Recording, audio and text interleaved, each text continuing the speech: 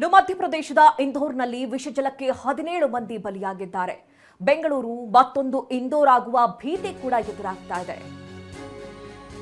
ನೋಡಿ, ಈಗಾಗಲೇ ಮಧ್ಯಪ್ರದೇಶದ ಇಂದೋರ್ನಲ್ಲಿ ವಿಷಜಲಕ್ಕೆ 17 ಮಂದಿ ಸಾವನ್ನಪ್ಪಿದ್ದಾರೆ. ಬೆಂಗಳೂರಿನಲ್ಲೂ ಕೂಡ ಅಂತಹದ್ದೇ ಸ್ಥಿತಿ ಬರುತ್ತಾ? ಬೆಂಗಳೂರಿನ ಲಿಂಗರಾಜಪುರದಲ್ಲೂ ಕೂಡ ಜನರಿಗೆ ಆತಂಕ ಎದುರಾಗ್ತಾ ಇದೆ. ಕಾವೇರಿ ನೀರಿಗೆ ಕೊಳಚೆ ನೀರು ಮಿಕ್ಸ್ ಆಗ್ತಾ ಇದೆ. ಈ ಬಗ್ಗೆ ಜನ ಆಕ್ರೋಶವನ್ನ ವ್ಯಕ್ತಪಡಿಸ್ತಾ ಇದ್ದಾರೆ. ಬೆಂಗಳೂರಿನ ಜಲಮಂಡಳಿ ಅಧಿಕಾರಿಗಳೇ ಎಚ್ಚೆತ್ತುಕೊಳ್ಳಿ. ಕೆಎಸ್ಎಫ್ಸಿ ಲೇಔಟ್ನಲ್ಲಿ ಕುಡಿಯುವ ನೀರಿಗೆ ಕೊಳಚೆ ನೀರು ಮಿಕ್ಸ್ ಆಗ್ತಾ ಇದೆ. ಕಳೆದ 10 ದಿನಗಳಿಂದ ಕುಡಿಯೋ ನೀರಿನಲ್ಲಿ ಕೊಳಚೆ ನೀರು ಮಿಕ್ಸ್ ಆಗ್ತಾ ಇದೆ. ಈ ಬಗ್ಗೆ ಅಧಿಕಾರಿಗಳಿಗೆ ಮಾಹಿತಿ ಕೊಟ್ಟಿದ್ದಾರೆ. ಅಲ್ಲಿ ಆಕ್ರೋಶವನ್ನ ಹೊರಹಾಕ್ತಾ ಇದ್ದಾರೆ. ಬಿಡಬ್ಲ್ಯೂಎಸ್ಎಸ್ಬಿ ಅಧಿಕಾರಿಗಳು ಪರಿಶೀಲಿಸಿದ್ರು, ಏನೂ ಕೂಡ ಪ್ರಯೋಜನವಾಗಿಲ್ಲ. ಕಲುಷಿತ ನೀರು ಕುಡಿದು ಹಲವರಿಗೆ ಅನಾರೋಗ್ಯ ಕೂಡ ಕಾಡ್ತಾ ಇದೆ. ಟ್ಯಾಂಕರ್ ಮೂಲಕವಾಗಿ ನೀರನ್ನು ತರಿಸ್ಕೊಳ್ತಾ ಇದ್ದಾರೆ ಅಲ್ಲಿನ ನಿವಾಸಿಗಳು. ನೋಡಿ ಯಾವ ರೀತಿಯ ಪರಿಸ್ಥಿತಿ ಇದೆ ಅಂತ. ಕುಡಿಯೋ ನೀರಿಗೆ ಕೊಳಚೆ ನೀರು ಮಿಕ್ಸ್ ಆಗ್ತಾ ಇದೆ. ಈ ಕುರಿತಂತೆ ನಮ್ಮ ಪ್ರತಿನಿಧಿ ಲಕ್ಷ್ಮೀ ನರಸಿಂಹ ಮಾಹಿತಿಯನ್ನು ಕೊಡ್ತಾರೆ. ನೇರ ಸಂಪರ್ಕದಲ್ಲಿ ನಮ್ಮನ್ನ ಜಾಯ್ನ್ ಆಗ್ತಾ ಇದ್ದಾರೆ. ಲಕ್ಷ್ಮೀ ನರಸಿಂಹ, ನಾವು ನೋಡ್ತಾ ಇದೀವಿ ಈಗಾಗಲೇ ಇಂದೋರ್ನಲ್ಲಿ ಆದಂತಹ ಘಟನೆ, ಎಷ್ಟೊಂದು ಜನ ಬಲಿಯಾಗಿದ್ದಾರೆ. ಈಗ ಬೆಂಗಳೂರಿನಲ್ಲೂ ಕೂಡ ಕುಡಿಯೋ ನೀರಿನಲ್ಲಿ ಕೊಳಚೆ ನೀರು ಮಿಕ್ಸ್ ಆಗ್ತಾ ಇದೆ. ಈ ಬಗ್ಗೆ ಅಧಿಕಾರಿಗಳು ಕಣ್ಮುಚ್ಚಿ ಕುಳಿತುಕೊಂಡಿದ್ದಾರಾ? ಯಾವುದು ಕ್ರಮ ಕೈಗೊಳ್ತಾ ಇಲ್ವಾ? ಏನ್ ಡೀಟೇಲ್ಸ್ ಸಿಗ್ತಾ ಇದೆ? ಮಧುನಾಗರಾಜ್, ಬೆಂಗಳೂರಿನ ಸರ್ವಜ್ಞನಗರ ವಿಧಾನಸಭಾ ಕ್ಷೇತ್ರ Lingarajapuram KSFC layout 3rd B main road ಅಲ್ಲಿ ಕಳೆದ 1 ತಿಂಗಳಿಂದ ಕಾವೇರಿ ನೀರಿಗೆ ಕೊಳಚೆ ನೀರು ಮಿಕ್ಸಪ್ ಆಗಿ ಬರ್ತಾ ಇದೆ ಅಂತಕ್ಕಂಥ ಮಾಹಿತಿ ಇದೆ. ಇವರಿಗೆ ಇಲ್ಲಿರ್ತಕ್ಕಂಥ ಸ್ಥಳೀಯರಿಗೆ ಇದು ಗೊತ್ತಾಗಿದ್ದು ಕಳೆದ 10 ದಿನಗಳ ಮುಂಚೆ. ಸೊ ಗೊತ್ತಾದ ತಕ್ಷಣ ಇವರು ಬೆಂಗಳೂರು ಜಲಮಂಡಳಿಗೆ ಈ ವಿಚಾರವನ್ನು ತಲುಪಿಸತಕ್ಕಂಥ ಕೆಲಸ ಮಾಡಿದ್ದಾರೆ. ಈ ಸ್ಥಳದಲ್ಲಿ ಈಗ ತೋರಿಸ್ತಾ ಹೋಗ್ತೀನಿ. ಏನು ಬೆಂಗಳೂರಿನ ಲಿಂಗರಾಜಪುರಂ ಬಳಿಯ KSFC layout 3rd B main road ಇದು ನೀವು ನೋಡ್ತಾ ಇರ್ತಕ್ಕಂಥದ್ದು. ಈಗಾಗಲೇ ಏನು ಇಲ್ಲಿ ಎಲ್ಲಿ ಆ ಒಂದು ಕೊಳಚೆ ನೀರು ಕಾವೇರಿ ಪೈಪ್ಲೈನ್ಗೆ ಮಿಕ್ಸ್ ಆಗ್ತಾ ಇತ್ತು ಅಂತ ಹೇಳಿ ಈಗಾಗಲೇ ಅಧಿಕಾರಿಗಳು ಬಂದು ವೆರಿಫಿಕೇಶನ್ ಅನ್ನ ಮಾಡಿ ರೋಬೋಟಿಕ್ ತಂತ್ರಜ್ಞಾನದ ಮೂಲಕ ಅದನ್ನ ಪತ್ತೆ ಹಚ್ಚತಕ್ಕಂಥದ್ದು.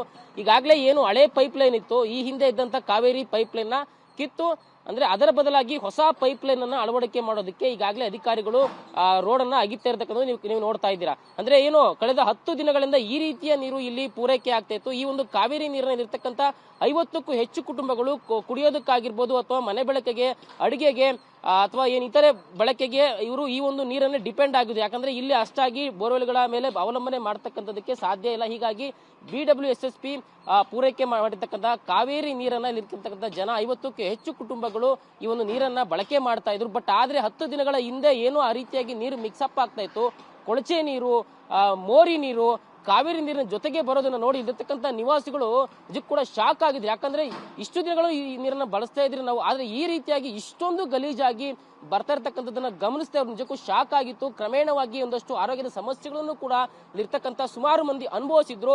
ಅವರು ಈ ವಿಚಾರನ ಪತ್ತೆ ಹಚ್ಚಿಲ್ಲ ಅಂತಂದ್ರೆ, ಇದು ಬೇಗ ಗೊತ್ತಾಗಿಲ್ಲ ಅಂತಂದ್ರೆ ಇನ್ನೂ ಕೂಡ ಗಂಭೀರ ಸಮಸ್ಯೆಗಳು ಕೂಡ ಒಳಗಾಗಿ ನಿಮ್ಗೆ ತೋರ್ತಾ ಹೋಗ್ತೀನಿ. ಮಧುನಗರ ಇಲ್ಲಿರ್ತಕ್ಕಂಥ ನೀರು ಯಾವ ರೀತಿ ಬರ್ತಾ ಇತ್ತು ಅನ್ನೋದನ್ನ ನಮಗೆ ತೋರಿಸ್ತಾ ಹೋಗ್ತೀನಿ.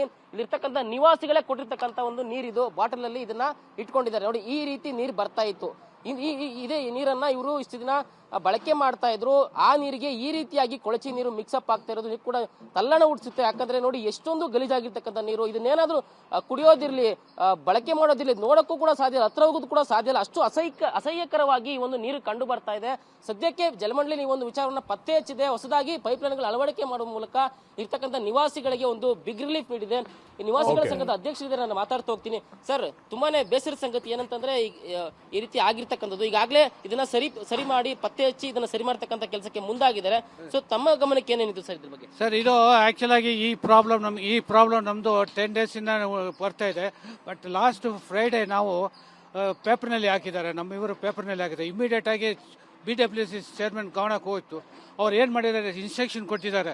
Please use all the latest technology, robot machines, please do that and there should not be the residents should not be troubled ಅಂತ ಹೇಳ್ಬಿಟ್ಟು. ಒಟ್ಟಾರೆ ಇನ್ನು 2 ದಿನಗಳಲ್ಲಿ, ನಾಳೆ ಮತ್ತೆ ನಾಳಿದ್ರಲ್ಲಿ ಸಂಪೂರ್ಣವಾಗಿ ಒಂದು ರಸ್ತೆ ಏನು ಕೊಳಚೆ ನೀರು ಮಿಕ್ಸಪ್ ಆಗ್ತಾ ಇತ್ತು ಕಾವೇರಿ ನೀರಿಗೆ, ಅದನ್ನ ಸರಿ ಮಾಡತಕ್ಕಂಥ ಭರವಸೆನ ಬಿಡಬ್ಲ್ಯೂಎಸ್ಎಸ್ಪಿ ಕೊಟ್ಟಿರ್ತಕ್ಕಂಥದ್ದು.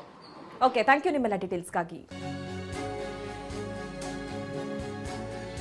ಇನ್ನು ಬೈಕ್ನಲ್ಲಿ ಬಂದು ರಸ್ತೆ ಬದಿ ಕಸವನ್ನ ಸುರಿದಿದ್ದಾರೆ ಒಬ್ಬ ಯುವತಿ. ಜಯನಗರದ 8ನೇ ಅಡ್ಡ ರಸ್ತೆಯಲ್ಲಿ ಕಸ ಸುರಿದಿದ್ದಾರೆ ಯುವತಿ. ರಾಶಿ ಕಸ ತೆಗೆದುಕೊಂಡು ಬಂದಿದ್ರು ಯುವತಿ. ನೋಡಿ, ಜಿಬಿಎ ಕಸ ನಿರ್ವಹಣೆಗೆ ಯಾವ ರೀತಿಯ ಪ್ಲಾನ್ ಮಾಡ್ತಾ ಇದೆ, ಕಟ್ಟುನಿಟ್ಟಿನ ಕ್ರಮ ಕೈಗೊಳ್ಳುತ್ತಾ ಇದೆ. ಅದರ ಮಧ್ಯದಲ್ಲಿ ಒಂದಷ್ಟು ಜನ ಇಂಥವರು ಬೈಕ್ನಲ್ಲಿ ಬಂದು ರಸ್ತೆ ಬದಿಯೇ ಕಸವನ್ನ ಸುರಿದಿದ್ದಾರೆ ಈ ಯುವತಿ. ಜಯನಗರದ 8ನೇ ಅಡ್ಡ ರಸ್ತೆಯಲ್ಲಿ ಕಸ ಸುರಿದಿದ್ದಾರೆ. ರಾಶಿ ರಾಶಿ ಕಸವನ್ನ ತೆಗೆದುಕೊಂಡು ಬಂದಿದ್ರು. ಕಸ ಎಸಿತಾ ಇದ್ದನ್ನ ಗಮನಿಸಿದ್ದಾರೆ ಅಲ್ಲಿನ ಸ್ಥಳೀಯರು ಕಸ ಎಸಿಬೇಡ ಅಂತ ಅಂದ್ರು. ಆಕೆ ನಿರ್ಲಕ್ಷ್ಯ ತೋರಿದ್ದಾಳೆ. ಕೋಪದಿಂದ ರಸ್ತೆಯಲ್ಲೇ ಕಸದ ಚೀಲವನ್ನ ಎಸೆದಿದ್ದಾಳೆ.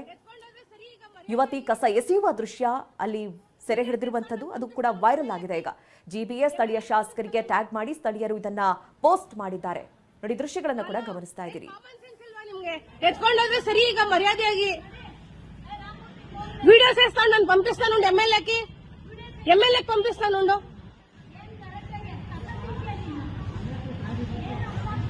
ನಿಮಗ ಅರ್ಥ ಆಗ್ತಾ ಇಲ್ಲ. ರೆಸಿಡೆನ್ಷಿಯಲ್ ಏರಿಯಾ ಇದು, ಎಲ್ಲಿ ತಂದಿಡ್ತೀರಾ ಕಸ? ನೋಡಿ, ಏಯ್ ಹಲೋ ಮೇಡಮ್, ಹಲೋ, ಓದಿದ್ದೀರಾ? ಬುದ್ಧಿ ಇಲ್ವಾ ನಿಮ್ಗೆ? ಎತ್ತಿ ಕಸ. ಹಲೋ, ಏನ್ ಕಾಮನ್ ಸೆನ್ಸ್ ಇಲ್ವಾ ನಿಮ್ಗೆ? ಎತ್ಕೊಂಡೋದ್ರೆ ಸರಿ, ಈಗ ಮರ್ಯಾದೆಯಾಗಿ ವಿಡಿಯೋ ಸೇರಿಸ್ಕೊಂಡು ನಾನು ಪಂಪಿಸ್ತಾನುಂಡು ಎಮ್ಎಲ್ಎ ಪಂಪಿಸ್ತಾನುಂಡು.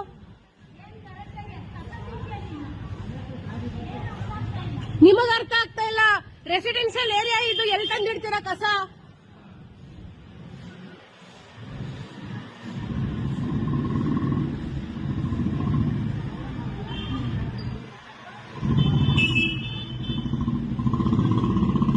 ಎಲ್ಲಿಂದ ಅಲ್ಲಿಗೆ ಬಂದು ಮನೆ ಮುಂದೆನೆ ಕಸ ಹಾಕ್ತಾರೆ ಬೇವರ್ಸಿಗಳು. ನೋಡಿ, ಏಯ್ ಹಲೋ ಮೇಡಮ್, ಹಲೋ, ಓದಿದ್ದೀರಾ? ಬುದ್ಧಿ ಇಲ್ವಾ ನಿಮ್ಗೆ?